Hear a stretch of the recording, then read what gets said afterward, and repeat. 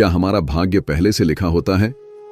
हमारे भाग्य में जो भी कुछ घटता है वह पहले से तय है। दोस्तों, गरुड़ पुराण में बताया गया है कि मनुष्य के भाग्य में जो भी कुछ जन्म से मृत्यु तक जो भी घटना घटता है वह पहले से तय होता है।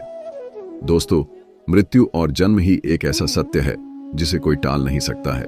पर दोस्तों, हम यह नहीं जान पाते हैं कि हमारा भाग्य हमारे से जन्म से पहले ही लिखा होता है या जन्म के बाद। लेकिन गरुड़ पुराण में जन्म मरण कर्म के बारे में विस्तृत रूप से जानकारी दिया गया है। तो आइए शुरुआत करते हैं गरुड़ पुराण की उस ज्ञानवर्धक प्रस्तुति कि मनुष्य का भाग्य कब लिखा जाता है। क्या मनुष्य भाग्य उसके जन्म से पहले लिखा जाता है या जन्म के बाद? नमस्कार दोस्तों, स्वागत है हमारे इस चैनल गीता गुरु ज्ञान पर।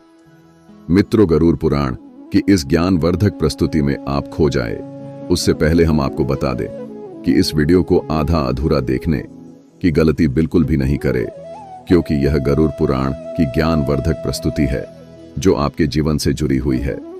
गरुड़ पुराण की इस रहस्यमय ज्ञान को जानने के बाद आपके जीवन से जुड़ी समस्त लोभ, क्रोध, मोह, दुखों का अंत होगा।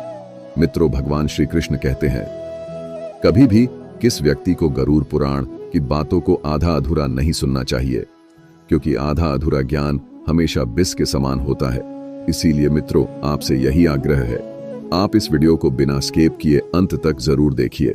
साथ ही इस वीडियो को एक लाइक करके चैनल को अवश्य सब्सक्राइब कर लीजिए। और हाँ दोस्तों, कमेंट बॉक्स में जय श्री कृष्ण लिखकर ईश्वर को आप अपना आभार व्यक्त जरूर कर दीजिए। इससे आपके जीवन से सभी दुखों का अंत होगा। आइए दोस्तों, जानते हैं गरुड़ पुराण में श्री कृष्ण ने बताया है कि हर मनुष्य के जीवन में जो भी कुछ होता है वह जन्म पहले से तय होता है, उसे कोई टाल नहीं सकता है। दोस्तों, गरुड़ पुराण हमें जन्म मरण से लेकर वर्तमान जीवन कैसे जिए, यह सभी चीजों के बारे में सिखाते हैं।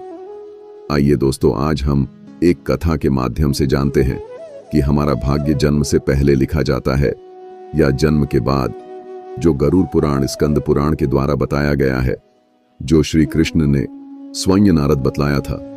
आज हम उन्हीं कथा जानेंगे। मित्रों, एक समय की बात है, द्वारका नगरी में दिन श्री कृष्ण अपने दिव्य आसन पे बैठे हुए थे। तभी देवर श्री नारद नारायण नारायण का जाप करते हुए उनके पास पहुंचते हैं और उन्होंने प्रणाम करके और बोले, है प्रभु, आप त्रिकालदर्शी हैं। मैंने सुना हूं कि जो जीव मनुष्य जन्म लेता है, क्या उसका भाग्य पहले से लिखा होता है? है प्रभु, मैं जानना चाहता हूं कि मनुष्य के साथ जो कुछ घटना घटित होता है वह उसके जन्म से पहले तय होता है या वह पिछले जन्म का भोग भोगता है। क्या यह सत्य है या हम अपनी मेहनत और कर्मों से उसे बदल सकते हैं? फिर भगवान श्री कृष्ण नारद की बात सुनकर मुस्कुराए और बोले, हे नारद, आपका यह प्रश्न बहुत ही गूढ़ और महत्वपूर्ण है, जो मानव जाति लिए उसके जन्म, कर्म और मृत्यु पर आधारित है। फिर कृष्ण बोले, हे नारद, मैं तुम्हें एक कथा सुनाता हूं जो न तुम्हारे इस प्रश्न उत्तर देगी, बल्कि हर मनुष्य के लिए एक चेतावनी और प्रेरणा भी होगी। तुम इस कथा को पूरे ध्यान पूर्वक आखिरी तक सुनो। कृष्ण बोले, हे नारद, यह गरुड़ पुराण की कथा है। जो यह कथा को आधा अधूरा सुनने की गलती करता है उस पर भारी संकट आती है, क्योंकि आधा अधूरा ज्ञान हमेशा विष के समान होता है। कृष्ण बोले, हे नारद, इस कलयुग भरी संसार में जो मनुष्य इस कथा को पूरे ध्यान पूर्वक आखिरी तक सुन लेगा और समझ लेगा, उसका इस संसार से सभी पाप कर्म, क्रोध, मोह से मुक्ति मिलेगा। फिर नारद बोले, हे प्रभु, मैं उस कथा को पूरे ध्यान पूर्वक आखिरी तक सुनूंगा, आप उस कथा को निश्चित हो सुनाएं। फिर श्री कृष्ण ने नारद को वह कथा सुनाते हैं। श्री कृष्ण बोले, हे नारद, प्राचीन काल में एक विशाल और समृद्ध राज्य था जिसका नाम अक्षयपुरी था। उस राज्य का शासक राजा रत्नधर था। राजा रत्नधर अत्यंत धर्मात्मा और न्यायप्रिय था। वह सदैव अपने राज्य के प्रजा के कल्याण के लिए काम करता था और धर्म का पालन करता था। उसे भगवान से एक संतान का आशीर्वाद चाहिए था ताकि वह अपने राज्य का कार्यभार किसी योग्य उत्तराधिकारी को सौंप सके। फिर है नारद, राजा रत्नधर और रानी दोनों ने कई वर्षों तक तपस्या की। इससे भगवान शिव ने प्रसन्न होकर उसे संतान होने का वरदान दिया। फिर एक दिन भगवान शिव के आशीर्वाद से रानी गर्भवती हुई। राजा और रानी अत्यंत प्रसन्न थे, क्योंकि वे चाहते थे कि उनका बेटा महान शासक बने और राज्य को सुख समृद्धि की ओर ले जाए। परंतु जब रानी ने बेटे को जन्म दिया तो वह बच्चा विकलांग और शारीरिक रूप से कमजोर था। उसके शरीर की हड्डियां टूटी हुई थीं और वह शारीरिक रूप से सक्षम नहीं था। राजा रत्नधर का दिल टूट गया। उसने भगवान से यह सवाल पूछा कि ऐसा क्यों हुआ। तब राजा रत्नधर ने भगवान श्री कृष्ण से मिलने का निर्णय लिया और उन्हें अपने दुखों को साझा करने के लिए वहां पहुंचे। राजा ने भगवान से पूछा, हे प्रभु, मैंने इतनी तपस्या की, यज्ञ किए, फिर भी मेरे बेटे का जन्म विकलांग क्यों हुआ? मैंने भगवान शिव से आशीर्वाद लिया था, लेकिन ऐसा क्यों हुआ? क्या यह मेरे भाग्य में पहले से लिखा हुआ था? फिर श्री कृष्ण मुस्कुराए और कहा, हे राजा, तुम सही कहते हो कि तुम्हारा पुत्र विकलांग जन्मा है। क्या तुम जानते हो कि तुम्हारे पुत्र का जन्म इस प्रकार क्यों हुआ है? यह तुम्हारे द्वारा किए गए पूर्व जन्मों के कर्मों का फल है। यह तुम्हारे पिछले जन्म के कर्मों का परिणाम है, जो तुम्हारे भाग्य में लिखा हुआ था। लेकिन इसका कारण यह नहीं है कि तुम्हारा भाग्य पहले से निर्धारित था। यह घटना तुम्हारे और तुम्हारे बेटे के कर्मों का फल है, जो उसके पिछले जन्मों से जुड़ा हुआ है। राजा ने आश्चर्यचकित होते हुए पूछा, हे प्रभु, क्या भाग्य वास्तव में पहले से लिखा होता है? श्री कृष्ण ने कहा, जन्म, मृत्यु और जीवन के उतार चढ़ाव पहले से निर्धारित होते हैं, लेकिन हम जो कर्म करते हैं वह हमारे भाग्य को बदल सकते हैं। जिस दिन तुम्हारे बेटे का जन्म हुआ था, उस दिन तुमने एक विशेष संतान का वरदान प्राप्त किया था, लेकिन उस संतान को चुनौतियां मिलना जरूरी था ताकि वह अपने जीवन में धैर्य, साहस और पराक्रम को विकसित कर सके। लेकिन उसका भविष्य केवल उस समय के कर्मों से नहीं होता है, बल्कि यह तुम्हारे पिछले जन्मों के कर्मों का परिणाम है। श्री कृष्ण ने राजा रत्नधर से कहा, है राजन, भाग्य और कर्म में बहुत गहरा संबंध है। हमारे कर्म ही हमारे भाग्य का निर्माण करता है। यही कारण है कि हमें जीवन में अपने कर्मों को सदैव धर्म और सत्य के मार्ग पर रखना चाहिए। श्री कृष्ण ने कहा, है राजन, जो कुछ भी तुम्हारे जीवन में घटित होता है वह तुम्हारे पिछले जन्म के कर्मों का परिणाम है। यदि तुम्हारा बेटा विकलांग जन्मा है तो यह उसकी आत्मा के पिछले जन्म के कर्मों का फल है। जब तुम एक पुण्यात्मा के रूप में जन्म लेते हो तो तुम्हारे जीवन में कठिनाइयां और संघर्ष जरूर होंगे, क्योंकि इस दुनिया में हर आत्मा को कुछ न कुछ कष्ट भोगना पड़ता है ताकि वह अपने पिछले कर्मों को समाप्त कर सके। लेकिन याद रखो, तुम्हारे बेटे के जीवन में जो कठिनाई है वह उसकी परीक्षा है। यदि वह धैर्य और साहस से इन कठिनाइयों का सामना करता है तो वह अपने भाग्य को बदल सकता है।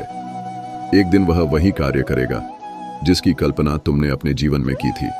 मित्रों, फिर राजा रत्नधर ने पूछा, हे प्रभु, क्या मैं और मेरे पुत्र अपने भाग्य को बदल सकते हैं? श्री कृष्ण ने उत्तर दिया, बिल्कुल, तुम दोनों ही अपने भाग्य को बदल सकते हो।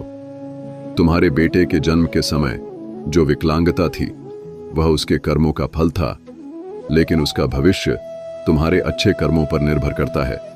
यदि तुम उसे साहस, धैर्य और आत्मविश्वास से भर दोगे तो वह अपने भाग्य को बदल सकता है।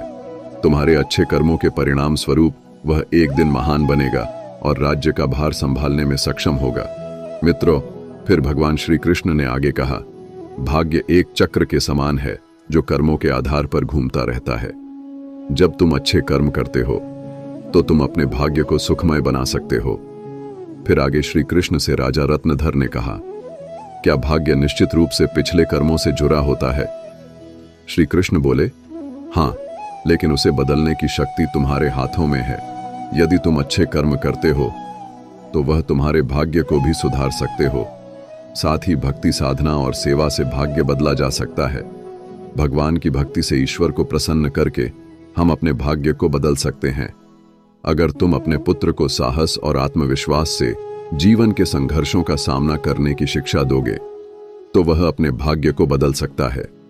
राजा रत्नधर ने भगवान श्री कृष्ण की बातों को पूरी तरह से आत्मसात किया और अपने पुत्र को शिक्षा देने का संकल्प लिया। उसने अपने पुत्र को कठिनाइयों के बावजूद साहस और विश्वास के साथ जीवन जीने की प्रेरणा दी। समय के साथ उस विकलांग पुत्र ने अपनी आत्मविश्वास और कठिनाई से लड़ते हुए समाज में महत्वपूर्ण स्थान प्राप्त किया। उसकी संघर्षशीलता और साहस ने राज्य में उसका सम्मान बढ़ाया। कृष्ण बोले, है नारद, तुम यह समझो कि भाग्य एक निरंतर प्रक्रिया है। जो कर्मों के आधार पर बदलती रहती है। जो लोग जीवन में अपने कर्मों को सुधारते हैं और भगवान की शरण में जाते हैं, उनका भाग्य भी बदलता है। यह केवल कर्म ही नहीं है, बल्कि यह जीवन के संघर्षों और कर्मों का परिणाम है। मित्रों, फिर श्री कृष्ण ने नारद से कहा, यह कथा हमें यह सिखाती है कि जीवन में जो कुछ भी घटित होता है वह हमारे पिछले कर्मों का फल है। भाग्य और कर्म का कोई निश्चित प्रारूप नहीं है। हमारा कर्म हमारा भाग्य को बदल सकता है। मित्रों, गरुड़ पुराण हमें सिखाते हैं, यदि हम अच्छे कर्म करते हैं और सत्य की राह पे चलते हैं और ईश्वर के ध्यान करते हैं, तो हम अपने जीवन की दिशा बदल सकते हैं। फिर श्री कृष्ण ने नारद से कहा, है नारद, यह संसार कर्मों का दर्पण है। जो जैसा कर्म करेगा वह वैसा फल भोगेगा। मनुष्य को यह ध्यान रखना चाहिए कि माता पिता की सेवा, दूसरे की सहायता और ईश्वर का ध्यान ही सबसे बड़ा धर्म है। जो मनुष्य अपने पिछले जन्म में किसी के साथ पाप किया है, किसी को कष्ट दिया है, उसे न केवल नरक में भयानक यातना मिलती है, बल्कि वह जन्म जन्मांतर तक उस भोग भोगती है। लेकिन जो अपना कर्म सुधारता है वह इस चक्र से मुक्त हो सकता है, क्योंकि यह संसार एक अवसर है। धर्म, सेवा, सत्य ही मनुष्य का जीवन है। मनुष्य के यह समझना चाहिए कि मृत्यु के बाद के उसके अच्छे कर्म ही साथ जाते हैं। मित्रों, यह कथा हमें यह सिखाती है कि हमारे भाग्य पिछले कर्मों का फल है। हर पाप का दंड, हर पुण्य का फल निश्चित होता है मनुष्य, तुम अपने कर्मों पर ध्यान दो, स्वार्थ, पाप और अहंकार को त्यागो, धर्म, सत्य और सेवा को अपनाओ, क्योंकि यही जीवन का सबसे बड़ा सत्य मार्ग है। मित्रों, श्री कृष्ण ने इस प्रकार नारद को गरुड़ पुराण की रहस्य को बताया। मित्रों, भाग्य निश्चित रूप से जन्म से पहले लिखा जाता है, लेकिन हम अपने जीवन के संघर्ष, सत्य, धर्म और ईश्वर की भक्ति से हम अपने भाग्य को बदल सकते हैं। मित्रों, गरुड़ पुराण में भाग्य का लेखा जोखा और कर्मों के बारे में उल्लेख मिलता है। पर दोस्तों, मनुष्य अपने कर्मों, संघर्ष और ईश्वर की भक्ति से हम अपने जीवन को बदल सकते हैं। मित्रों, गरुड़ पुराण हमें सिखाते हैं कि जीवन एक बोया हुआ खेत की तरह है। मनुष्य खेत में जो बीज बोते हैं वही फल मिलता प्राप्त होता है। उसी प्रकार मनुष्य अपने जीवन में जो कर्म करते हैं उसका अगले जन्म में उसी रूप से फल भोगता है। इसलिए दोस्तों, गरुड़ पुराण में श्री कृष्ण कहते हैं कि जब मनुष्य का जन्म होता है तो उसके पिछले कर्मों के आधार पर उसका भाग्य उसके जन्म से पहले लिखा जाता है, और उस मनुष्य के साथ वही होता है जो उसके जन्म से पहले उसके भाग्य में लिखा हुआ है, जिसे कोई टाल नहीं सकता है। परंतु सत्य, धर्म और सेवा से ईश्वर को प्रसन्न कर हम अपने भाग्य को बदल सकते हैं। हिंदू धर्म का सबसे बड़ा धर्म ग्रंथ गरुड़ पुराण है, जिसमें मनुष्य के जीवन, मृत्यु और भाग्य कर्मों के बारे विस्तार रूप से बताया गया है। यह पुराण हिंदू धर्म के 18 महापुराणों में से एक है, और इस पुराण में जन्म, मरण से पुनर्जन्म, कर्म और आत्मा के मार्ग के बारे में पूरे विस्तार से बताया गया है। दोस्तों, गरुड़ पुराण के अनुसार मनुष्य का भाग्य उसके पिछले कर्मों निर्भर करता है। गरुड़ पुराण, जो विष्णु पुराणों के प्रमुख ग्रंथ में से एक है, यह पुराण जीवन के रहस्यों और मानव के कर्मफल के बारे में बताया गया है। गरुड़ पुराण में श्री कृष्ण को साक्षात भगवान विष्णु के अवतार माने जाते हैं। दोस्तों, गरुड़ पुराण श्री कृष्ण कहते हैं, मनुष्य अपने जीवन में अच्छे कर्म और सत्य मार्ग पर चलकर ईश्वर को प्रसन्न कर हम अपने भाग्य में होने वाले घटना से बच सकते हैं और आने वाले भाग्य को हम बदल सकते हैं। मित्रों, गरुड़ पुराण में श्री कृष्ण ने मनुष्य को जीवन जीने के लिए 3 मुख्य उपदेश दिए हैं, जिन पे चल के हम अपने भाग्य के कर्मों को बदल सकते हैं। दोस्तों, आप इस वीडियो को अंत तक जरूर देखिए, क्योंकि यह सारी जानकारी गरुड़ पुराण के द्वारा बताया गया है।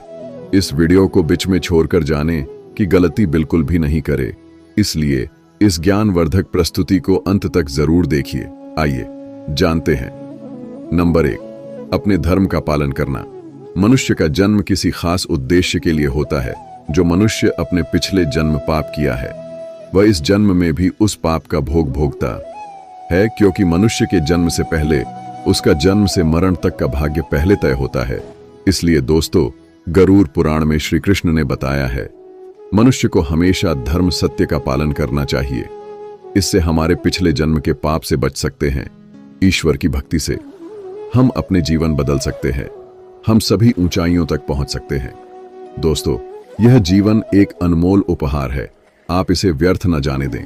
सही कर्म और धर्म का पालन से हम अपने जीवन को अगले जन्म में होने वाले घटना से बच सकते हैं। यह न केवल आपके लिए है, बल्कि इसे पूरे समाज और दुनिया के आप प्रेरणा का स्रोत बन सकते हैं।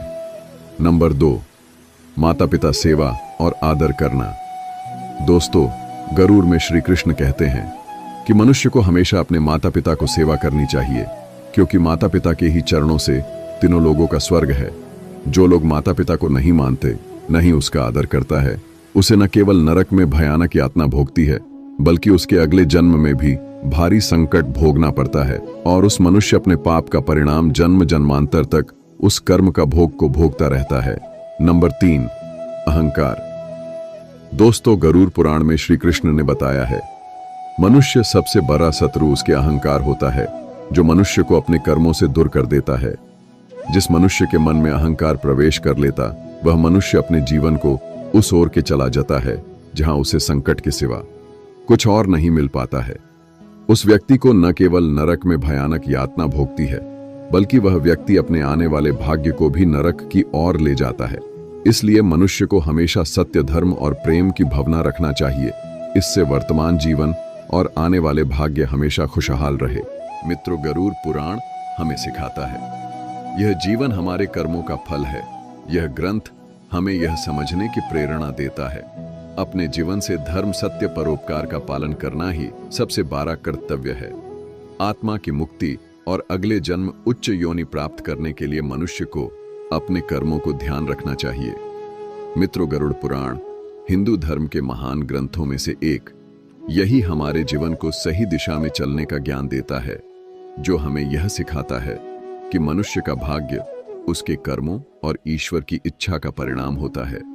यह ग्रंथ न केवल जीवन और मृत्यु के रहस्यों के बारे में बतलाता है, बल्कि यह भी समझाता है कि मनुष्य अपने जीवन को किस प्रकार सही दिशा में ले जा सकता है। गरुड़ पुराण में मनुष्य के जन्म मरण से लेकर वर्तमान जीवन कैसे जय, इन सभी चीजों के बारे में विस्तार से वर्णन किया गया है।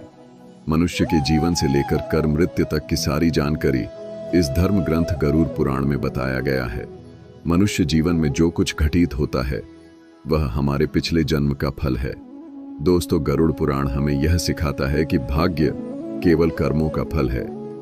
भले ही भाग्य जन्म पहले से लिखा हो, पर हम अपनी कर्म से इसे बदल सकते हैं। मित्रों, जीवन एक दुर्लभ अवसर है, जिसे सही दिशा में ले जाकर हम आत्मा को मोक्ष की ओर अग्रसर कर सकते हैं।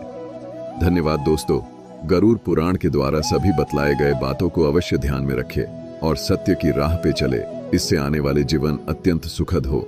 और दोस्तों, वीडियो अच्छा लगा तो इस वीडियो को लाइक करके कमेंट में जय श्री कृष्ण जरूर लिख दीजिए, और हमारे इस चैनल गीता गुरु ज्ञान को अवश्य सब्सक्राइब कर लीजिए, ताकि हर एक नया वीडियो आप तक तुरंत पहुंचे। धन्यवाद। हर हर महादेव। ओम नमः शिवाय। राधे राधे।